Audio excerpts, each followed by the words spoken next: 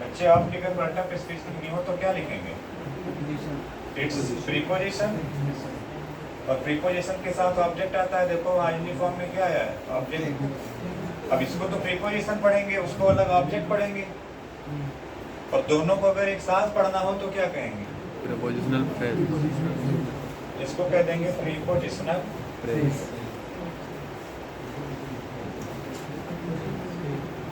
Prepositional phrase. ये note कर लो, ये important.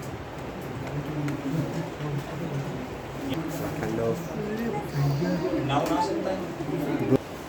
I want Ram with a costly car. ठीक है, मतलब मैं राम को तो चाहता हूँ, लेकिन तभी चाहता हूँ जब उसके पास कैसी कार होगी? Costly car. ठीक है, अब मेरी बात समझो जो मैं कह रहा हूँ। विद क्या है? तो प्रीपोजिशन का ऑब्जेक्ट ये आ नहीं है, यहाँ आ डिटरमाइनर है, और आ के लिए क्या आया है? और कैसी कार? कॉस्टली। तो कार नाउन है, कॉस्टली एडजेक्टिव है, और आ डिटरमाइनर। बात समझ में आ गई? अब अगर इतने को पूरे को बोलना हो तो कौन सी फ्रेज बनेगी? Noun phrase. प्रीपोजिशन कहाँ पे जोड़ा मैंने? Noun phrase sir. इधर आओ, इधर आओ। तुमसे पूरी क्लास सीखेगी, तुमसे पूरी क्लास सीखेगी। इससे मार खाया करो अच्छे से। प्रीपोजिशन को जोड़ा नहीं, प्रीपोजिशन बना दिया। ये तो वही आदमी है, मतलब तुम अकेले ही बाप बन जाओगे।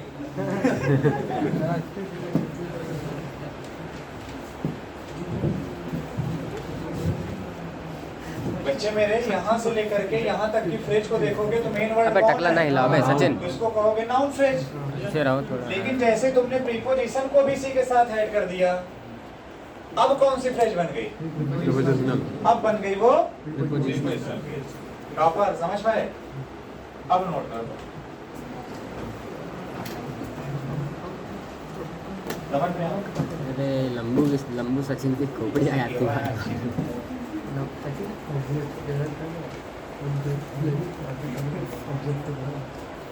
तो प्रीपोजिशन के साथ एक ऑब्जेक्ट आता है, अब इधर से वीडियो बनाऊंगा और इसी को नाम दे दिया जाता है, दोनों को मिला करके प्रीपोजिशनल फ्रेज। बोलो क्लियर हो गया? Yes sir. अब बच्चे सीखेंगे प्रीपोजिशनल फ्रेज को सेंटेंस में दो तरह से इस्तेमाल किया जा सकता है। प्रीपोजिशनल फ्रेज को सेंटेंस में कितने तरीके से इस्तेमाल कर पाओगे? दो तरह से इसको इस्तेमाल किया जा सकता है। तो दोनों तरीके मैं बता रहा हूँ। प्रीपोजिशनल फ्रेज को हम एडजेक्टिव की तरह भी इस्तेमाल कर सकते हैं, प्रीपोजिशनल फ्रेज को हम एडवर्ब की तरह भी इस्तेमाल कर सकते हैं। अगर वो प्रीपोजिशनल फ्रेज किसी नाउन को मॉडिफाई करे या किसी प्रोनाउन को मॉडिफाई करे, तो उस प्रीपोजिशनल फ्रेज को क्या माना जाएगा? उस प्रीपोजिशनल फ्रेज को एडजेक्टिव माना जाएगा, और उस कैटेगरी में वो फ्रेजल वर्ब व्हिच वन का रिप्लाई। सचिन भाई तुम इधर बैठो। अब एडवर्ब फ्रेज पे चलते हैं। एडवर्ब फ्रेज जो हमारे सामने लिखी जाती है, जब वो किसी वर्ब को, किसी एडजेक्टिव को या किसी दूसरे एडवर्ब को मॉडिफाई करेगी, तब उसे एडवर्ब फ्रेज कहा जाता है। और वो एडवर्ब फ्रेज चार शब्द हैं, हाउ, वेयर, व्हेन, व्हाई। इनका रिप्लाई हो। हाउ, वेयर, व्हेन, व्हाई का जो क्वेश्चन है, ये क्वेश्चन कहाँ करना है? वर्ब में। वर्ब में। और विच वन का जो क्वेश्चन है, विच वन का क्वेश्चन कहाँ करना है? नाउन। विच वन का क्वेश्चन करना है नाउन में। ये चार्ट बना लो, फिर मैं पढ़ा के प्रैक्टिस करा के सिखा दूँ। इस तरीके चार्ट नहीं बना होगा आपके बुक में ना, इसलिए कह रहा हूँ।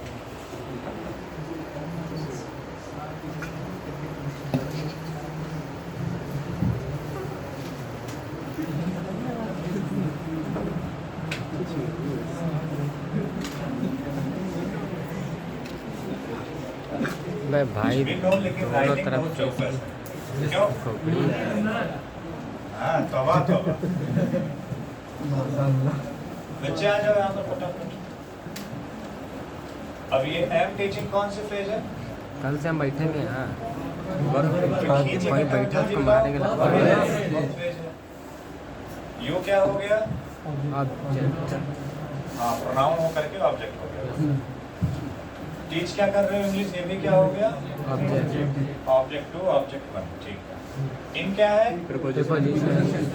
प्रीपोजिशन। द क्या है? डिटरमाइनर। उसको क्या चाहिए? नाउन या प्रोनाउन? नाउन चाहिए। अच्छा प्रोनाउन नहीं अब ये नाउन क्लॉज ये क्या बन चुकी है? Noun clause. नाउन क्लॉज या नाउन फ्रेज? ये बन चुका है नाउन फ्रेज। इधर की लड़कियां आज बहुत खुश हैं इसमें तो। क्या पिछले वाली बार बहुत समझ में आई क्या? क्या पढ़ाया क्या गया है? और उत्तर आप लोग ले नहीं पाए होंगे। आप फांसी की क्यों एक्टिंग कर रहे हो? हंसी लो।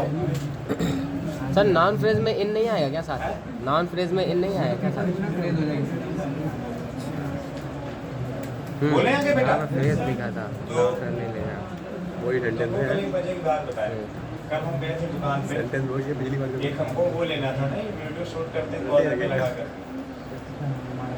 वो माइक नहीं, मतलब वायरलेस, मतलब इस तरीके से स्क्वायर होता है। हाँ सर हाँ बड़े लोग यूज करते हैं। हाँ सर हम लोग के पास तो वही मैं लेने गया था, वो 3000 या 4000 का फोन पे था।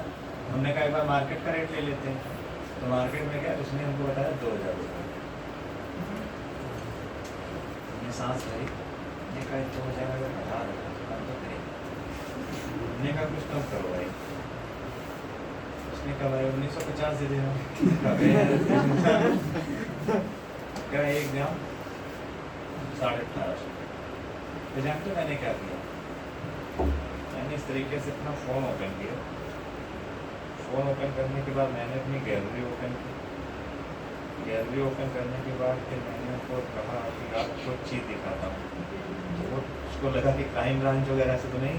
तो हमने कहा देखो हमारे भैया के पैर का एक्सरे है, ये देखो किस तरीके से मैं रोड से कसा गया है, देख रहे हो सभी लोग। हमने कहा इस तरीके से नॉर्थ स्टार में उनको एक दिन में प्राइवेट रूम का केवल बेड चार्ज 8 से 9,000 रुपया है, और दवा जो चढ़ती है दिन भर में लगभग 5,000 रुपये की। ऑपरेट हुआ लाखों का बिल बन चुका है।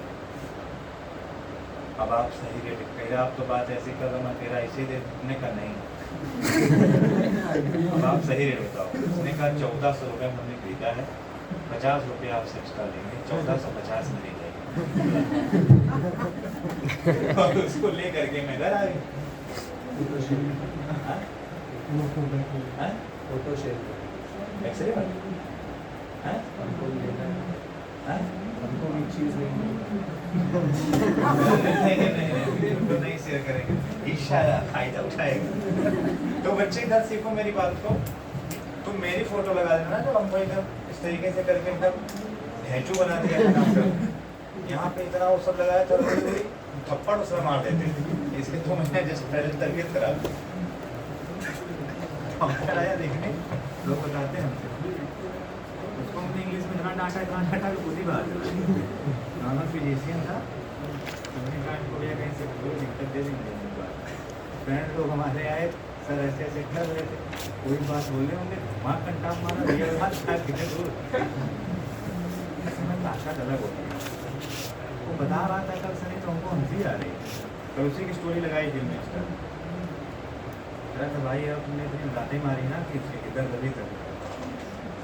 कोई बात नहीं बेटा, चलो तुमको हमारे सुला के द क्लास कौन सी फ्रेज बनेगी? और नाउन फ्रेज या तो सब्जेक्ट होती है या तो तो यहाँ पर ये किसका काम कर रही है? किसका ऑब्जेक्ट? यानी प्रीपोजिशन का। और प्रीपोजिशन के साथ अगर ऑब्जेक्ट को मिला दिया जाए तो कौन सी फ्रेज बनेगी? Prepositional phrase. और प्रीपोजिशनल फ्रेज सेंटेंस में कितने तरह से यूज होती है? या तो एडजेक्टिव या तो एडवर्ब। अब जरा क्वेश्चन करो, I am teaching you English where? In the class. तो ये कौन सी फ्रेज बनी? एडवर्ब। इसको हम लोग एडवर्ब फ्रेज मानेंगे या नहीं? Yes sir. बोलो कोई दिक्कत? No sir. अरे एक लोग कह रहे थे कि एडवर्ब प्रीपोजिशन को मॉडिफाई करता है। टीचर थे इंग्लिश के महान टीचर थे। मैं गया सुंदरकांड में, वहां हो रहा था सुंदरकांड। हम भी सुंदरकांड बहुत अच्छा पढ़ लेते हैं। मैंने अपने मुझसे अपनी बुराई कभी नहीं की। उसके बाद हम बैठे, बढ़िया सुंदरकांड हुआ, पाठ हुआ, उसमें कुछ जगह चीजें आई एक्सप्लेन करने वाले, तो उन चीजों को हमने एक्सप्लेन किया डिटेल में कि ऐसा क्यों लिखा है, ऐसा क्यों हुआ है। हमने कहा अगर आप लंका में देखेंगे तो खाने वाले भी 3 हैं, खिलाने वाले भी 3 हैं, और तीनों स्त्रियां ही हैं। सबरी माता खिलाने वाली है, स्वयं प्रभा जो आँख बंद किया था पहुंचा दिया था सबको, वो भी खिलाएंगे। सीता जी भी कब खिलाने वाली है, 3 खिलाने वाली हो गई, 3 खाने वाली हैं। सबसे पहले कौन? ताड़का। नंबर 2 पे जो परछाई पकड़ के खा जाते थे। नंबर 3 पे लंकिनी। फिर हमने ज़्यादा नहीं बताया आपको। फिर जब बात आई इंग्लिश की तो उन्होंने कहा प्रीपोजिशन जो लिखा जाता है एडवर्ब उसको भी मॉडिफाई कर देता है। हमने कहा वो कैसे? कहीं मैं भी बताता हूँ। देखो हमने कहा अच्छे एग्जाम्पल ऐसे देखो कोई एडवर्ब लिखते हैं,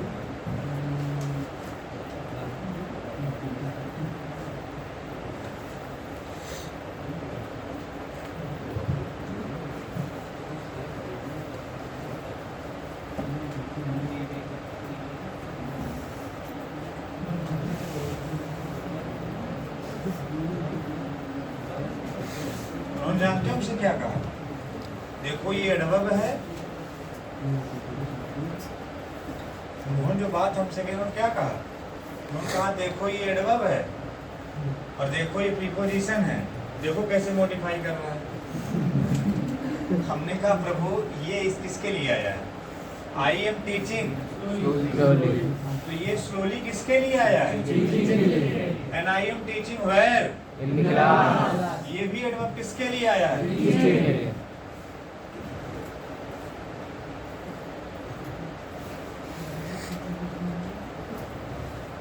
बात समझ में आ गई? अब दूसरा एग्जांपल देखो यहाँ पे फटाफट से।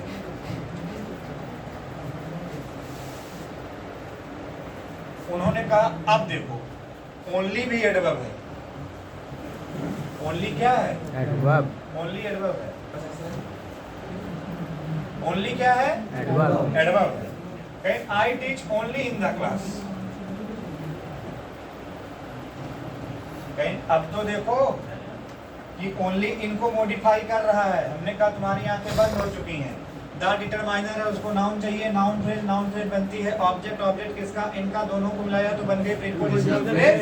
और प्रीपोजिशनल फ्रेज को 2 तरह से यूज करते हैं, या तो एडजेक्टिव या तो एडवर्ब। और जब मैंने कहा कि आई टीच वेयर, ये पूरा का पूरा क्या बन चुका है? एडवर्ब। एडवर्ब। और मैंने इंट्रोडक्शन में ही यहाँ पर लिखा दिया था कि एडवर्ब को भी मॉडिफाई करने का काम एडवर्बियल फ्रेज करती है। बोलो हाँ या ना? Yes sir. तो जो ओनली एडवर्ब आया हुआ है वो किसको मॉडिफाई कर रहा है? वो एडवर्ब एक्चुअली एडवर्ब को ही तो मॉडिफाई कर रहा है। Yes sir. ये पूरा का पूरा देखोगे तो एडवर्ब दिखेगा और उसी को मॉडिफाई ये ओनली कर रहा है। बात समझ में आ गई? ऐसा मत मान लेना कि इनको मॉडिफाई कर रहा है। तो ये जब उनको सामने बातें बताएगी तब हाँ आप समझ गए। अगर समझना पड़ेगा आप लोगों को भाई, एकदम डिटेल में जाना पड़ेगा जब आप क्वेश्चन को समझ रहे हो। डिटेलिंग चारों में से किसका होगी? क्या? समझ लीजिए बाहर।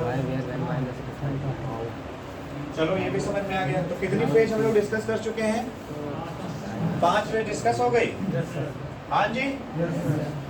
अब इसके आगे जो एक पेज और देख लो, अपोजिटिव फ्रेज। इंपॉर्टेंट फ्रेज बनेगी नॉन फाइनाइट फ्रेज वाली, वो कल पढ़ाऊंगा। अभी जो नॉन मतलब ऐसे ही चलने वाली है वो मैं पढ़ा दूंगा। जैसे एक होती है अपोजिटिव फ्रेज, वो देखो कौन सी। जैसे मैंने कहा राम कामा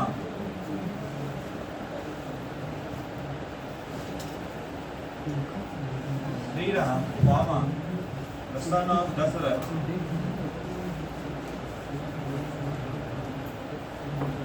कामा was the husband of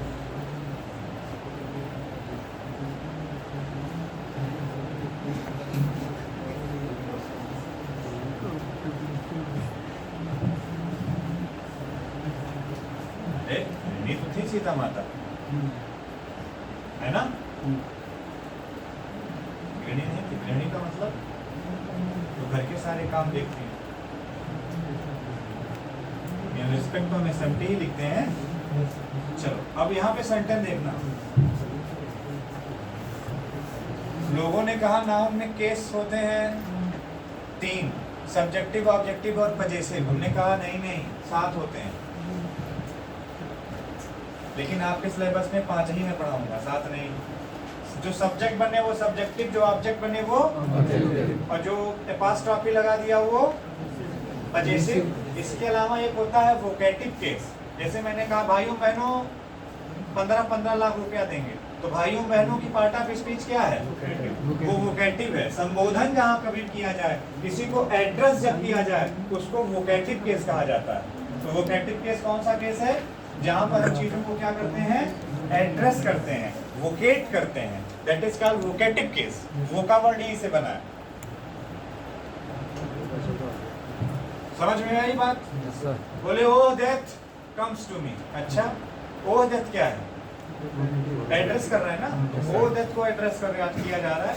O death को आप सीधे से ले आए। बातें समझ में आ गई? अच्छा, Shri Ram the son of Dasharath was the husband of जो भी डैश डैश डैश, और ब्रदर ऑफ लक्ष्मण लिख दो, कोई लिख दो। अब सब्जेक्टिव खत्म, ऑब्जेक्टिव खत्म, पजेसिव खत्म, वोकेटिव खत्म। अब इसको कौन सा केस माने? तो इसको कहा जाता है केस इन एपोजिशन। जब किसी के बगल में कॉमा लगा के उसी की इंफॉर्मेशन लिख दी जाए तो उसको केस इन एपोजिशन कहा जाता है। क्या कहा जाता है? Case in apposition. जैसे आपने पढ़ा होगा Maharana Pratap comma the king of Mewar comma defeated Akbar, पढ़ा है? तो महाराणा प्रताप की इंफॉर्मेशन है the king of Mewar. Delhi comma the capital of India, तो दिल्ली की तो इंफॉर्मेशन है द कैपिटल ऑफ इंडिया। तो कॉमा लगा के जो इंफॉर्मेशन लिख दी गई उसको कहा जाता है केस इन एपोजिशन। तो उससे बनने वाली फ्रेज को कहा जाएगा एपोजेटिव फ्रेज।